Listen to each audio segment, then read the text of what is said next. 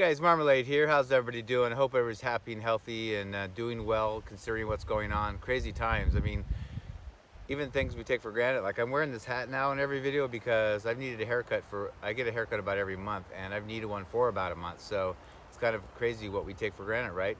Just the simple things in life that we take for granted. But hope you're doing well. You can see it's kind of breezy. Today is the start of about 5 straight days of storms and rains and probably on trail rain and snow. So hope everybody's healthy and hunkering down out there. But yeah, this is Q A number 32. So 8 months doing this. Can you believe that? Pretty cool. I've enjoyed it. Hope you have too. But let's get on with this. It's what I like to call Just Ask Marmalade.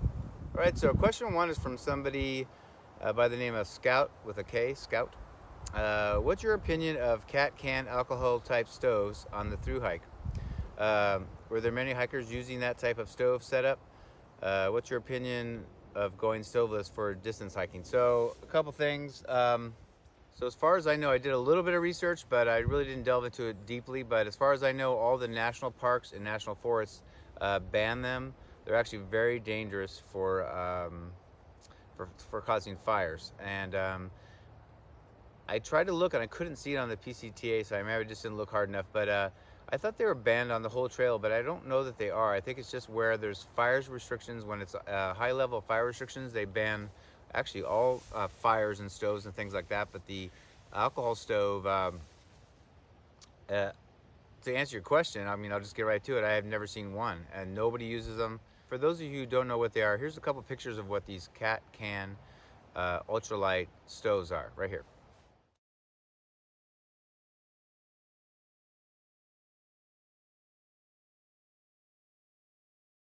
And how these came about, I don't know how many years ago, but before there was a lot of ultralight gear and things like that, and especially stoves, somebody created this, and they just take a cat can, take the lid off, and then take a hole puncher, punch holes in it for ventilation. And they use denatured alcohol, aka ethanol or methanol. So they use this kind of a clear gas. Some people just carry a little jar of it and pour some in there, and it'll burn pretty hot for a few minutes, depending on how much you put in there. But super dangerous. And yeah, if that thing tips over, something like that, it can cause a fire just like that. So yeah, it's not my place really, but I would never use one, and I don't think anybody should. It's just too dangerous and too much risk just to save a few ounces. But that's how they came about. And the other part of your question was stoveless. Now, I've been very, very intrigued by stoveless. Yeah, as you guys know, I've said over and over again, I'm trying to go lighter and physically smaller. My cook kit is not very big. It's probably this big, and it's got, you know, the titanium pot. It's got the fuel canister in it, my lighter, a little small rag, and my stove. But I'm very intrigued by that. And, you know, maybe I'll start experimenting once the trail's open. I can get back out there. But I don't know, I just love the reward of a hot meal or something hot. It could be coffee, or I think it's also good if you were to have a really wet, cold day and you're in your tent and you wanted to have some hot tea or coffee or, you know, hot soup, things like that to warm your body up. So I just like it. I think it's worth the physical size, which is not big, but of my cook kit and the cost of the gas and having to refill that all the time. But I'm very intrigued by the stoveless because my main thing is that I just worry that I can't find enough things that interest me that taste good enough to cold soak. And so for some of you guys that don't know what cold soaking is, it's basically people use like a peanut butter jar with a screw-on lid, or a Talente ice cream jar is very popular. And what you do is you put your dried food in there, pour the right amount of water in there, screw it on, throw it in your pack. And most of my friends that have done it do it maybe, I don't know, 2, 3, 4 hours before they're gonna eat dinner, and just let it soak. And then when you hike, it kind of shakes it up, and then it theoretically is ready when you get to camp. And you know, you play with it till you find out the right amount of time it takes to hydrate your food. And so to answer your question, I have not really delved into it enough. I'm happy with my stove right now. I may experiment with it later, but that would be my answer. All right, question number 2 is from Jimmy J. What was your favorite sections of the PCT that you did in your hike last year? So I'm gonna try to include some clips here. I'm gonna go through, after I film this, I'm gonna include some clips and try to show you some of the either still pictures or video of some of the places I went to. The desert's tough because you're up high a lot, and it's just the views are incredible, but as much as they're incredible, it kind of overall kind of looks the same after a while.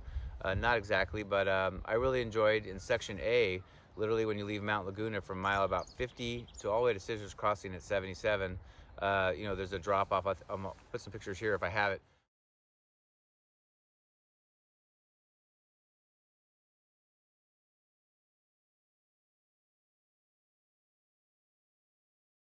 But there's just drop offs like 6,000 feet down to the desert floor. That's amazing. And I still go out there. I mean, it's near where I live and it still blows me away. So that's, that's probably my favorite in the desert. There's some other places, but you know, it's kind of hard to know exactly because I don't live up northern part of the desert. I can't give you an exact mile marker, but there were some amazing, amazing places. For me, it was Washington. I only got to do 200 miles of it before I got hurt and had to get off. But I'll show a few pictures and videos here of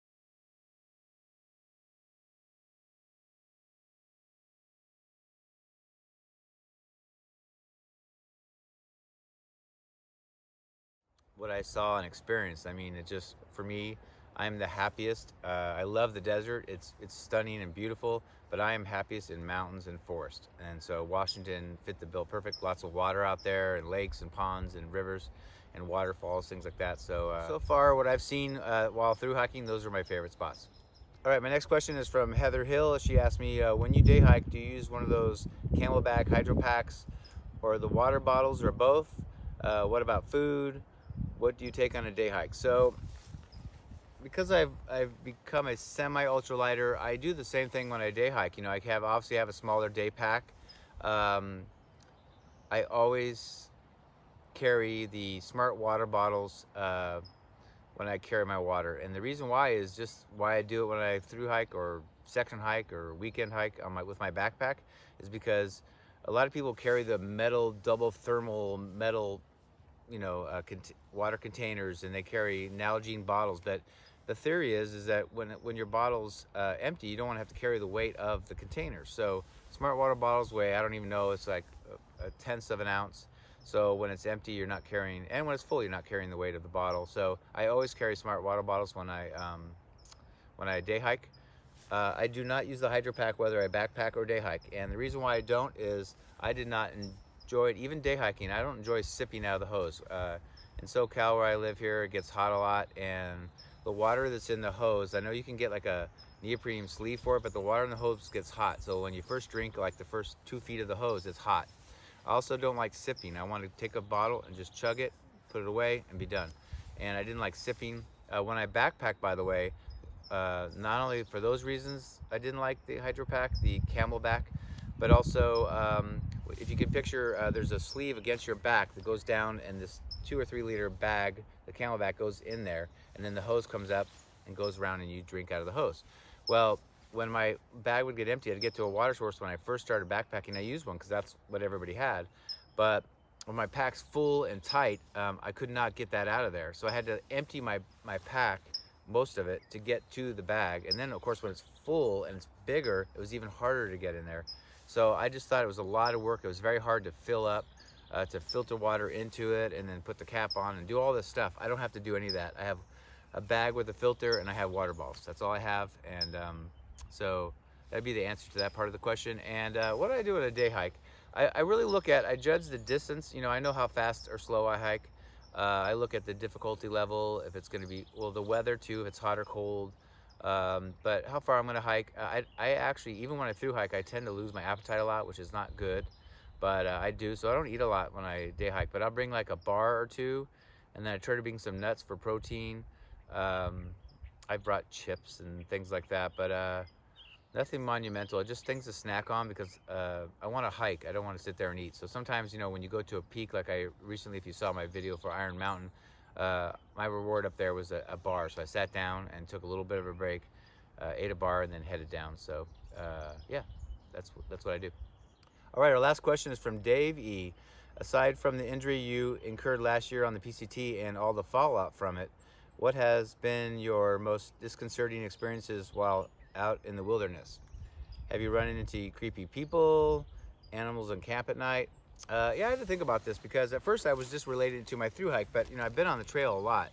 Um, I did have in Washington, I was alone camping, and middle of the night, I woke up to kind of roll over, and I heard a lot of noise very close to me in the brush, and for the life of me, I couldn't tell what it was. It's probably a deer, but it was probably 10 feet away from me. It didn't really scare me that much. It's just was hoping it was going by, I think. I don't know if it even knew I was there, but I was just hoping it would keep on moving, and it did. So for that, like, PCT, I didn't meet any creepy people. Most people were super kind.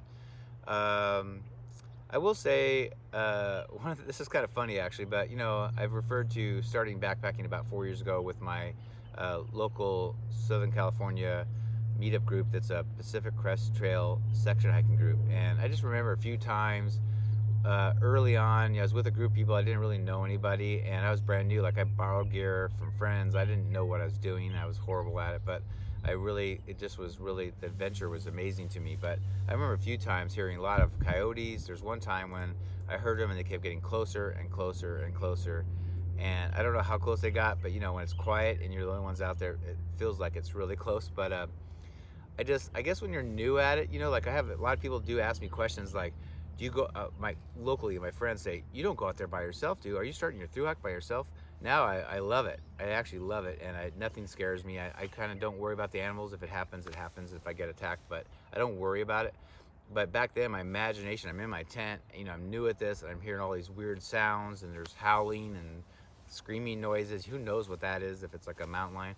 But I just remember at the beginning, my imagination would run wild, and I thought every single sound I heard was going to kill me. So I know that's funny, but that's true.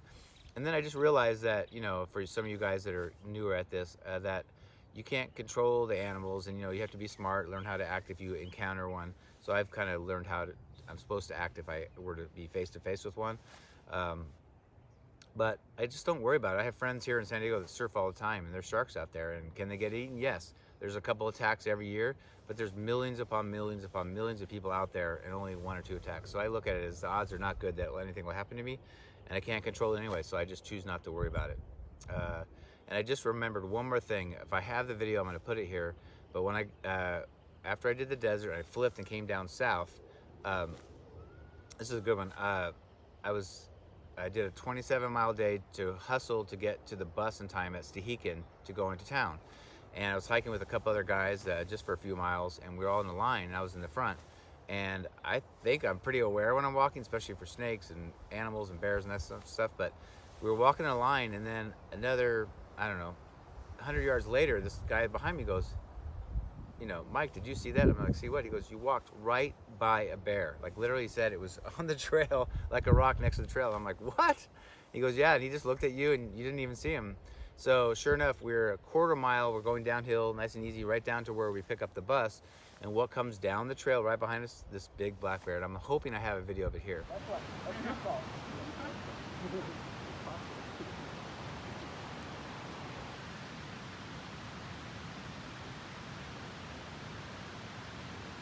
He's coming this way.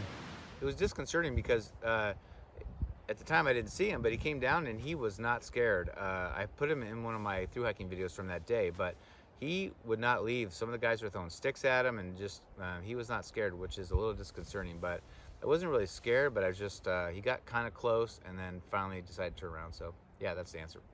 All right, that's it for Q&A number 32. Thank you for the questions. Need some fresh questions, so bring them on. Bring them on, as many as you have. Especially you guys have a lot of downtime, so bring those things on. Love to hear what you guys are doing. Are you guys going out and hiking in your local areas, or what are you doing right now to pass the time for those of you that are stuck at home? A lot of our local trails are closed right now, so it's hard to go on. I was actually surprised my normal park here is open. You can't come in. There's a long road through this place, but it's all blocked off, but you're allowed to walk in, so it kind of surprised me. But I'm the only one here right now. But thank you for watching, and as always, please subscribe and like and and share if you're on Facebook. And please check out my links below. If you'd like to help support the channel, I have a Patreon page. I have a merch site. Besides that, just I hope everybody's doing well, and just keep a positive attitude. Hopefully this will, who knows when this is going to end, but hopefully we'll all get back to normal pretty soon, and I can get a haircut. All right, till next time, I'm out.